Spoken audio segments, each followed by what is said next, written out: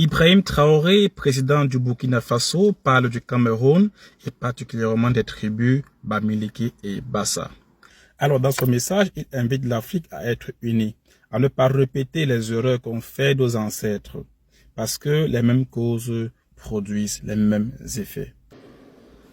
Nous sommes en train d'écrire l'histoire, il n'y a pas de place pour la lâcheté. Si nos ancêtres avaient été lâches, nous ne serions pas là. Souvenez-vous, je vous prends un exemple des peuples Bamileke et Bassa, je vais parler des Camerounais. L'Union des populations du Cameroun, qui depuis les années 50 a commencé une lutte implacable contre les colons. Mais ils ont été massacrés. Les armées coloniales françaises en son temps ont déversé des bataillons d'infanterie, des chars, des hélicoptères, ont anéanti des villages entiers. Les tortures les plus inhumaines ont eu lieu en cette période.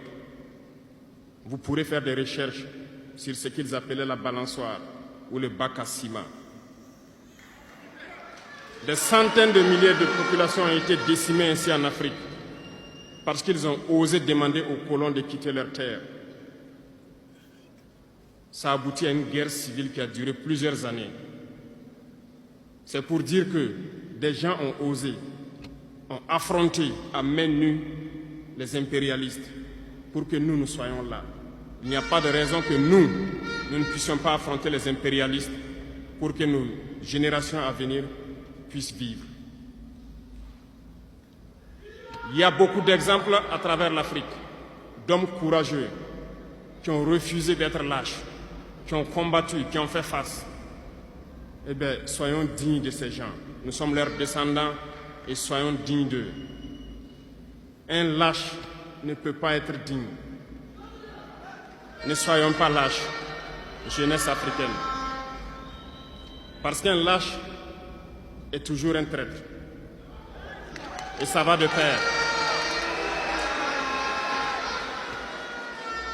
Ils essaieront de nous faire peur pour que nous soyons lâches. Et si nous sommes lâches, nous allons trahir. Il faut bannir la traîtrise de nos habitudes. Des Africains ont été traîtres pour que la traite négrière réussisse en Afrique. C'est parce que des Africains ont été traîtres que la colonisation a pu tenir en Afrique. Interrogeons l'histoire, nous le verrons. Lumumba, Patrice Lumumba a été trahi parce qu'il a osé tenir tête. Et ces mêmes télévisions belges sont venues au Congo pour quelques billets tendus à des individus au Congo pour une interview pour contenter leur population. Et vous avez pu suivre ça. Lumumba nous dérangeait. Il est mort, on est content. C'est de la traîtrise. Beaucoup d'autres héros sont tombés pour que nous soyons là aujourd'hui. Et c'est une technique de l'impérialisme, de faire peur aux autres en menant des actions pour réellement créer la terreur. Ça n'a pas commencé aujourd'hui. Je vous prendrai l'exemple d'un guerrier qui s'est battu, Victor Biakaboda. Lisez, vous comprendrez.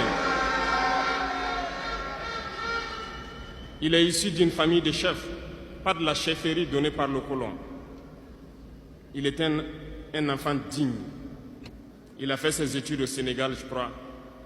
Il est venu médecin en Guinée et lorsque le RDA a été créé, il a rejoint la Côte d'Ivoire pour mener le combat contre les impérialistes, contre les envahisseurs, contre le colon. Il a essayé d'organiser la société ivoirienne. Partout, les gens ont commencé à porter la voix.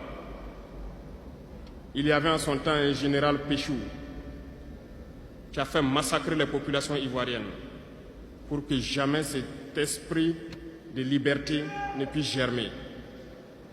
Il a continué son combat aux côtés de Félix Houphouët-Boigny. Ils ont lutté, mais le plus virulent était Victor Biakaboda. Il représentait une menace pour les impérialistes. Qu'ont-ils fait? En plus de massacrer les populations qui manifestaient, un soir, ils l'ont tué de manière atroce à côté de Boisflé. Quelques heures après, lorsque les populations de Dimbokro ont entendu l'assassinat, ils ont marché, ils ont manifesté, ils ont été massacrés par l'armée coloniale.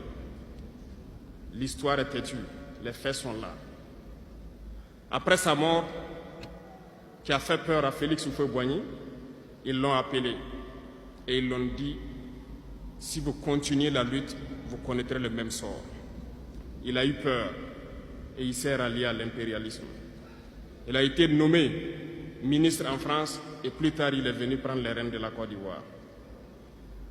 Et ils l'ont utilisé pour éliminer beaucoup d'autres personnes qui osaient lever la voix. Et je pense que Thomas Sankara est un bel exemple.